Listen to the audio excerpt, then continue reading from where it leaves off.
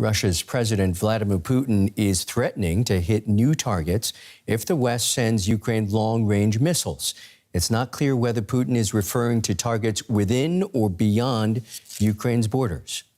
If long-range missiles are supplied, we'll make certain conclusions and use our own means of destruction. We have enough to strike at targets we have not yet been hitting.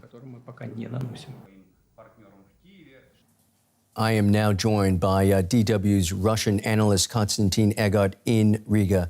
Konstantin, the Russian president, they're not exactly talking softly. What do you make of his comments? Well, Putin has been talking softly for quite a long time, wasn't talking softly for quite a long time. We heard threats of using nuclear weapons, at least tactical nuclear weapons, before from him, so this is nothing new. I suppose that this shows that Putin is worried about increasing Western supplies to Ukraine, and what is even more important, the fact that judging by NATO military analysts with whom I had a chance to speak in the last couple of weeks, the state of preparation of Ukrainian army for use of these new weapons systems is increasing, and probably they will be fully operational by the end of June. So I suppose we should read it as a warning, but also as a sign of worry that new modern Western weaponry will hit the Russian army in Ukraine really, really hard. And it could very well reverse the tide in the east, which his forces currently are winning.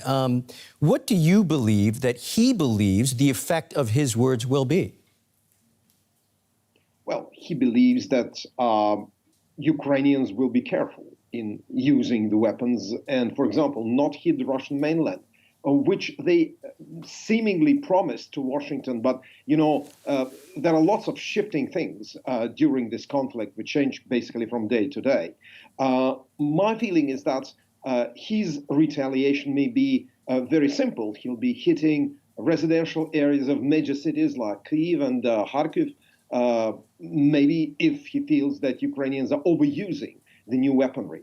I think what we've seen in the last few weeks is this constant toing and froing, this kind of swinging between Ukrainians saying that, well, they really want to win, and the West trying to tell them, well, could you win more gently? Especially several European countries were pushing Kyiv to do that. But I think by the time Ukrainian army really acquires mastery of these newly delivered Western weapons, we'll see what kind of choice, finally, President Zelensky will make.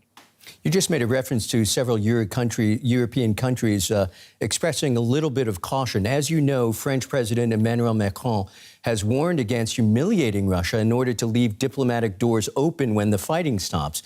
Ukraine is, of course, not happy with those comments. Is there widespread sense in the West that it's indeed dangerous to corner or humiliate Putin? Well, frankly speaking, this is an old song sung in Paris, and there's nothing new in what Macron said. There are people that sympathize with him in different other European capitals, probably in Rome, probably some in Berlin. I think that the West is divided on that. We know that, for example, the United Kingdom, Central Europe, the Baltics, part of the Nordic countries are actually pushing for a much tougher line against Putin, while Paris, Berlin, to some extent Rome, are trying to basically limit the extent to which Ukraine could respond and the West could respond to Putin's aggression.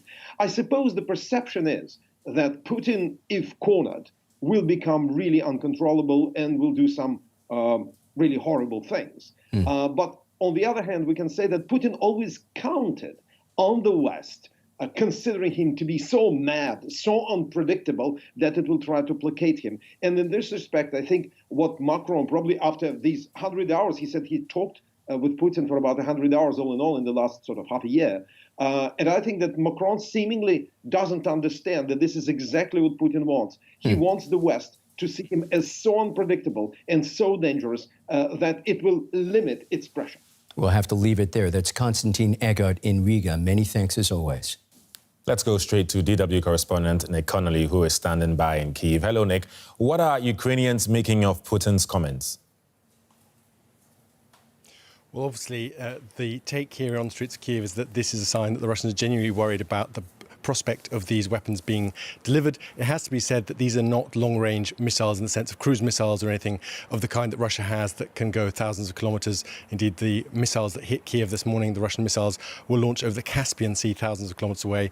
What we're talking about here are weapons that can be used with the rocket launch systems that are being delivered presently, which at present only have about an 80 to 100 kilometer range, and there is the option to go beyond 100 kilometers up to maybe 300 kilometers in terms of the munitions that the Americans would send the Ukrainians. So this is not anything that would give Ukraine capacities on par with more modern militaries in Western Europe or in North America, but it would allow Ukraine to really hit Russia's supply chain, hit its supply lines, and really give it a significant option to really push the Russian forces back while staying at a safer distance. And that is something that obviously the Russians think would allow Ukraine to really move forward on the battlefield. Yeah, we clearly heard what President Putin said earlier. Is the city worried this could be the start of more strikes to come over Western weapon supplies?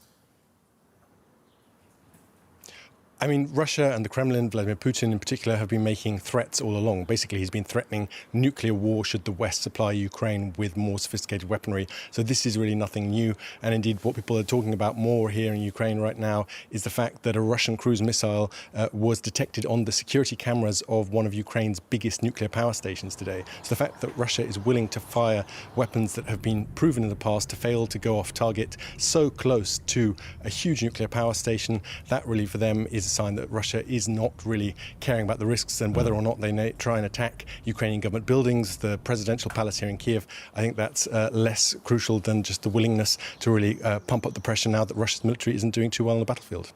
Okay, on that, Ukraine is claiming it has recaptured large parts of Severodonetsk. If that can be verified, what is the significance of that development?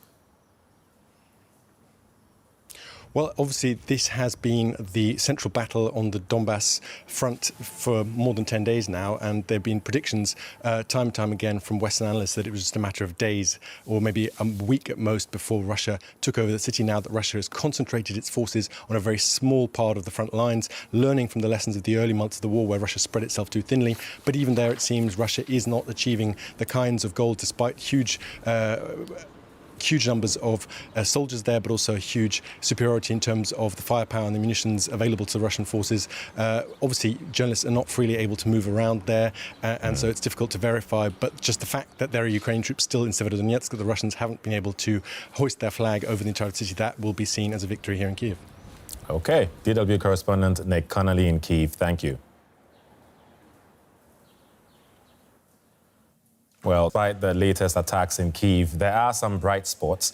Right now, Ukraine's national football team is playing against Wales in Cardiff for a spot in the World Cup. And DW's Rebecca Ritters is soaking in the atmosphere at a pub in Kyiv. Rebecca, tell us, what's the mood like? I'm having a lot of trouble hearing you, Eddie, so I hope that I'm getting this bit right and that you are to me now. But it is pretty tense here, I'll give you that, but it's quite different from the tension that we've felt in the city in recent months, and it is a nice reprieve for people here who are able to enjoy some normalcy in the football. And one of those people is Yuri, and he joins me now. Yuri, just how important is today's match for Ukraine? It's a really important match for us because this is the final match before we can go to the World Cup, and it's really important for us to switch from war theme to something more pleasure to us. Even though today Russia strike 6 missiles to Kyiv, we are still here, and we are trying to enjoy our lives, and we try to switch for something more pleasant for us than the war theme. Now, we're just coming back from half-time and Wales is 1-up. How do you think the country will react if they don't make it through to the World Cup today? I think we will handle somehow this situation because it is not the biggest problem nowadays. And this is just a football. There will be another opportunity for us to play at the World Cup or Euro Cup. So this is not the end of the world for us. All right. Thank you very much. We certainly wish you luck for the second half. Thank you. So, Eddie, there you have it, a nice light reprieve for people here who've been through a pretty intense day with shelling in the morning to be able to enjoy some normalcy and watching the football. And everyone here hoping that Ukraine will make it through to the World Cup. Okay, Rebecca, thanks for that. Rebecca Ritters there in Kyiv. Many thanks.